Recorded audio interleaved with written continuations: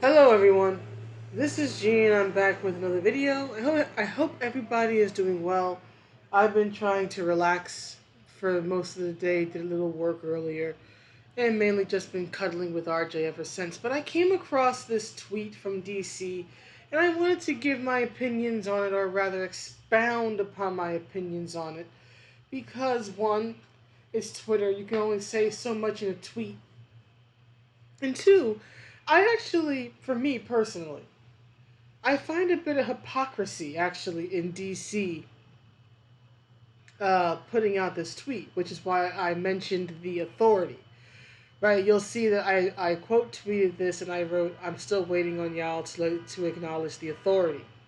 For those who are not aware, the authority is a 1990s, or started in the 1990s, like 1998, I think it was, comic book originally written by Warren Ellis, who of course now is in hot water, and his work is something called The Well or something like that, or Fell, something to that effect, is not going to be published by Image Comics because apparently some ex-girlfriends or ex-flings of his are now trying to, take him down, right? If you follow comics, especially if you follow the whole Comicscape thing or whatnot, Whisper Networks and whatnot, and what is it? Women who had past romantic relationships with certain male writers sort of coming back to ruin them is nothing new. In fact, this happened to the author of a comic that DC was doing actually a few years ago on their more adult line. I think it was called Border Town. And what happened was that one of the ex girlfriends of the writer of that book, Escobar, I think his name was, something like that, right? She said that he had been more or less that he had been emotionally abusive in their relationship, and he tried to both acknowledge her pain and say that he was innocent in this very weird sort of mea culpa, but not, where he said that he basically picked up his bad habits when it comes to romantic relationships from uh, fictional characters like James Bond and real people like Gene Simmons, who is the basis and sort of frontman of the band Kiss.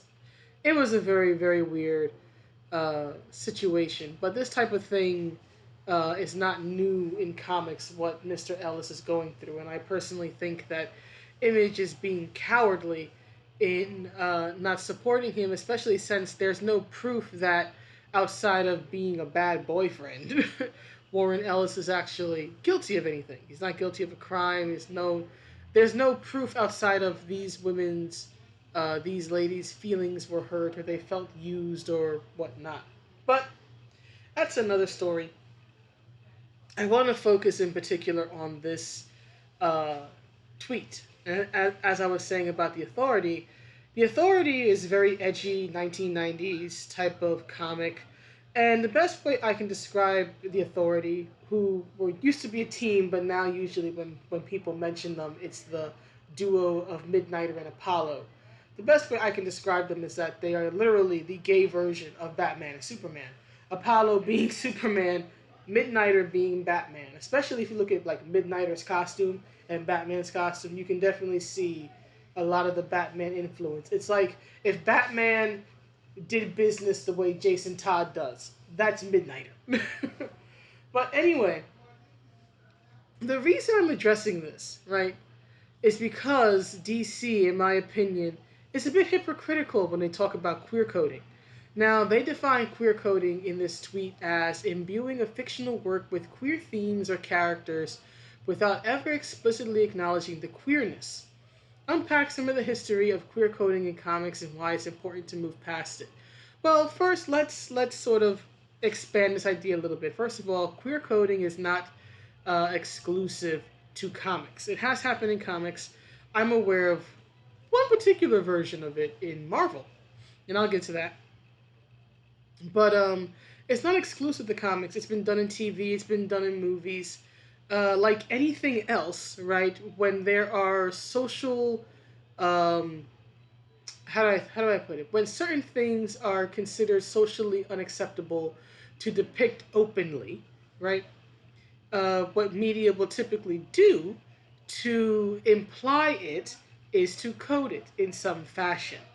And so I want to be clear, I'm not saying queer coding's never existed. There is a long history of it in TV, there's a long history of it in written works, books, actual, writers or creatives, like, for example, Oscar Wilde, who was gay, or William Shakespeare, who I think there was a guy he was in love with. Some say he was gay, some say he was bisexual, right? But just generally speaking, whatever is considered socially unacceptable, creators will try to find um, ways to sort of insert into a work. So there is this long history of queer coding pretty much since human history, right? It's nothing new. And what happens is that as a society, as societal norms change, I should say, and certain things like in the West, homosexuality becoming more openly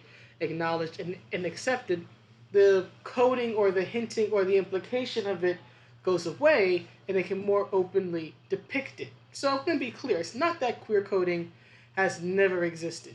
It has. It does. It will continue to exist. Coding of anything that is considered socially unacceptable at a particular time will always exist.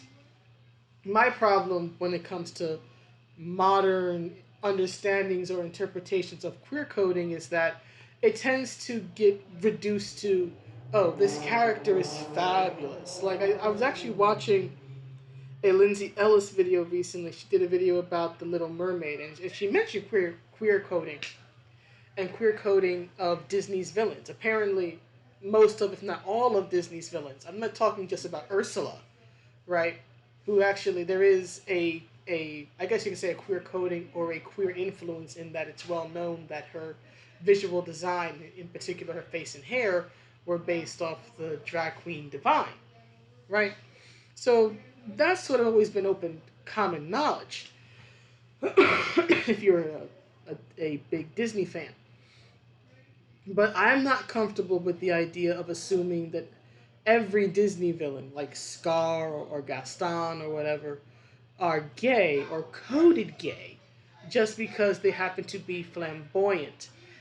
I find that actually to be a very harmful stereotype that media has been pushing for decades, that every gay person is this effeminate, liberated, flamboyant type of person, when that is not true. This is not to say that those types don't exist. They do. And they show them in media because they're marketable, because, they're flashy and attention getting. But not every gay person is like that. Right? So I actually find that the idea of considering something being queer coded or gay coded to just be another, if it's fabulous, if he's fabulous, right, then he must be gay. Look at the 80s rock scene. That's all I have to say about that. Look at the 80s rock scene.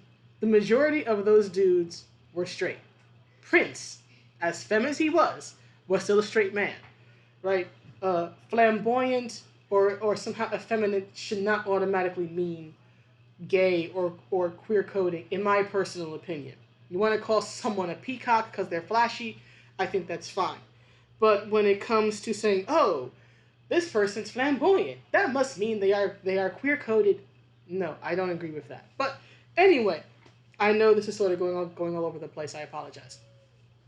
Getting back to DC, what bugs me about DC is that, first of all, they seldom ever acknowledge their male queer characters, right? Even this image here, right? You see Poison Ivy and Harley Quinn kissing.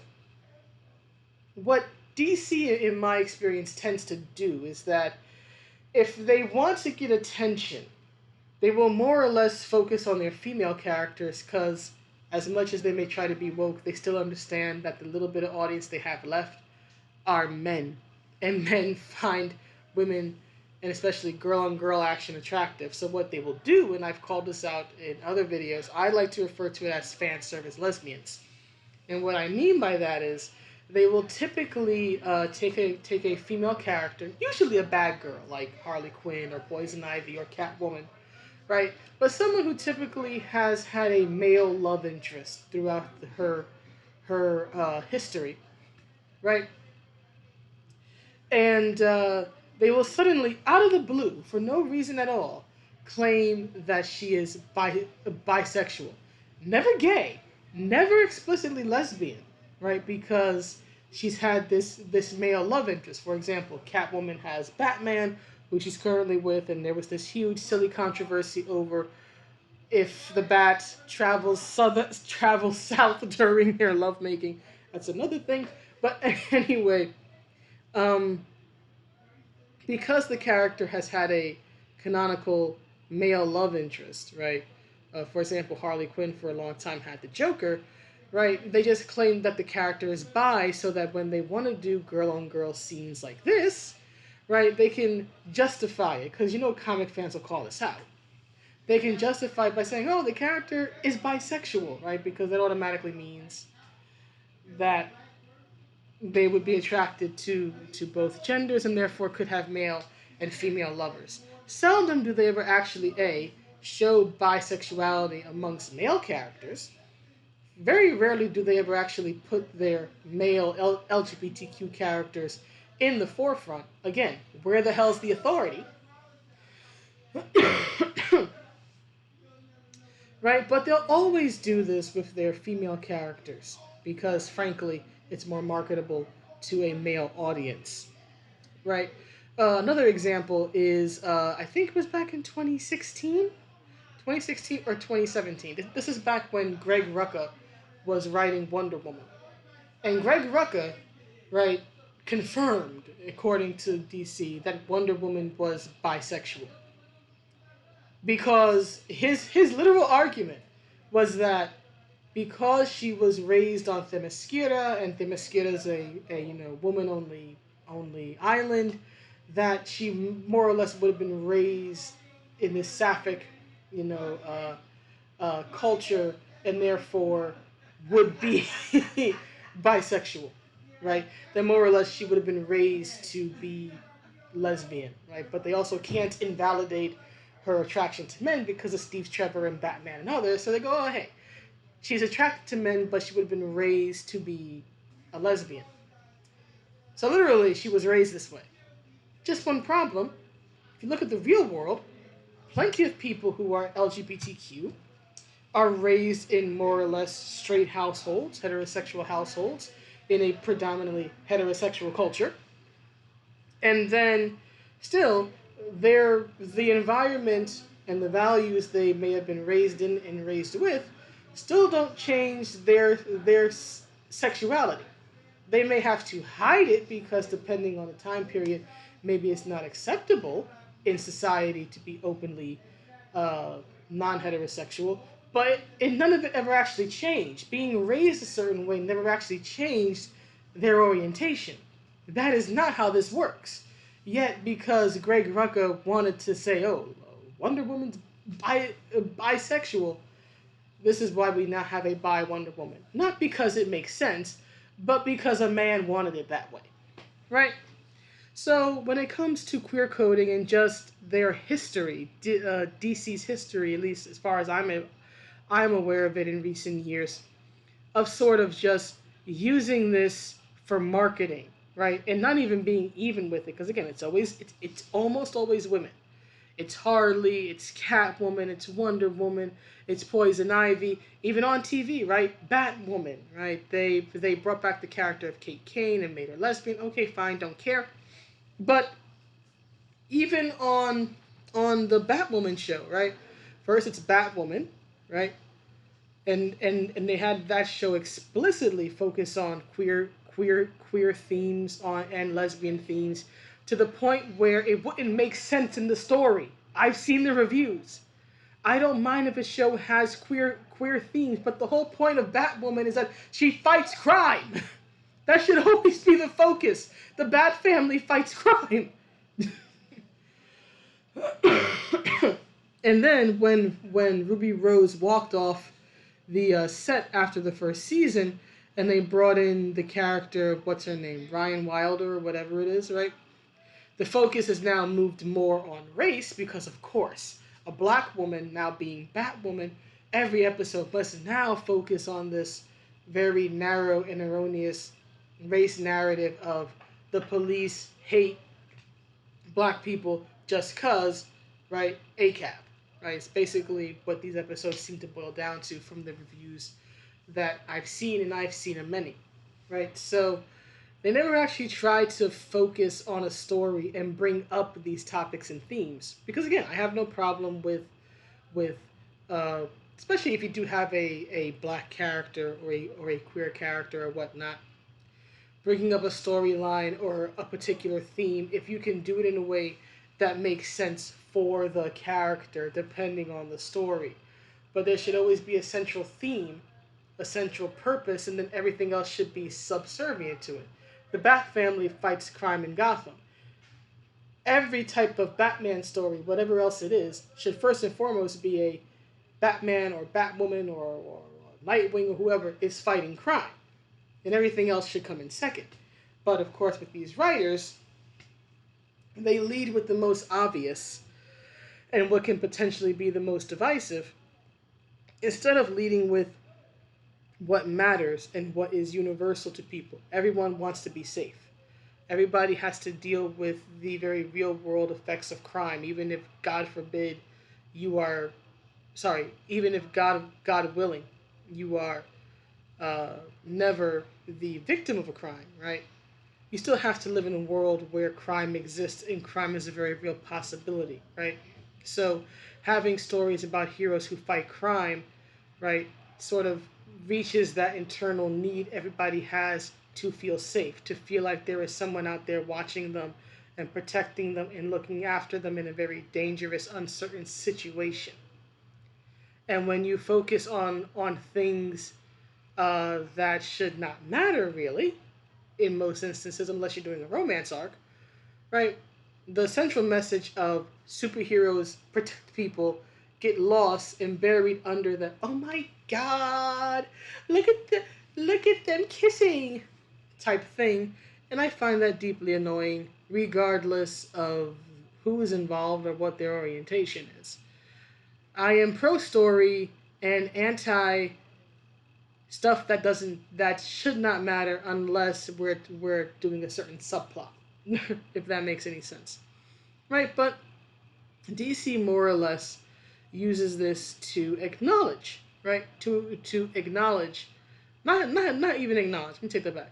To market their comics, right? They don't actually care, in my opinion, about the struggle of queer people in America or of being recognized and respected in the business or anything like that.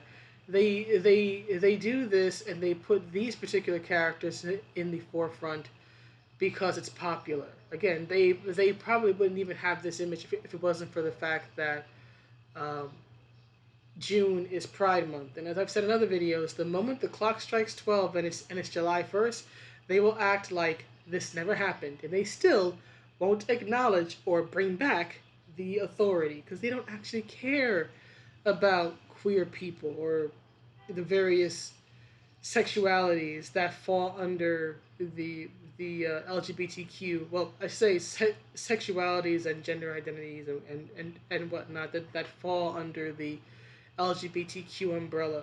What they care about, like most companies, is simply looking like they actually care. It isn't about really caring. It's about simply the appearance of acknowledging a traditionally marginalized group and then totally forgetting about them the moment that it's no longer necessary to acknowledge them. That's the cold, hard truth of it, right? And that's true for, say, Marvel as well. Though I will give Marvel this much. They do tend to acknowledge their male queer characters more, like Dakin. They finally mentioned North Star recently. I was like, oh, thank you, Marvel. It's only been like 30 years since y'all acknowledged that North Star exists. right? But Marvel, in particular the X-Men, had bisexual women going back to at least the 80s because Chris Claremont tried to write a storyline. Ultimately, didn't work, but he tried to write a storyline in the 80s where Storm kind of had her punk phase and all that, where he tried to imply that Storm was bisexual in that she was attracted to one of Wolverine's flings, a sorry, not a man, a woman named Yukio, I think, right? She was sort of like the crazy wild child, and that was appealing to Storm because she was going through this phase where she sort of wanted to cut loose and all that. Hence the punk haircut and all that stuff. Very 80s. But there was that. But probably the most iconic bisexual character Marvel has is Mystique. And the thing is that Chris Claremont didn't have to overtly say, even back in the 80s, because he couldn't say it, that Mystique and Destiny were lovers. He just depicted it. They were living together. They were drinking coffee in the morning. They raised Rogue together. He didn't have to say it because he could just show it.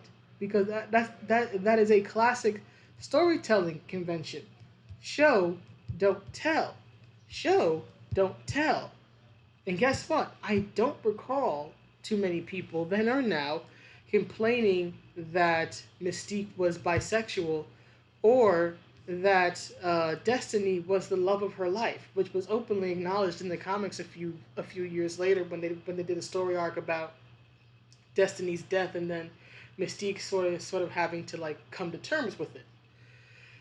Right, so I actually do think. I think both companies have a very poor track record with with their depiction and acknowledgement of LGBTQ characters, but I do think Marvel slightly gets it better.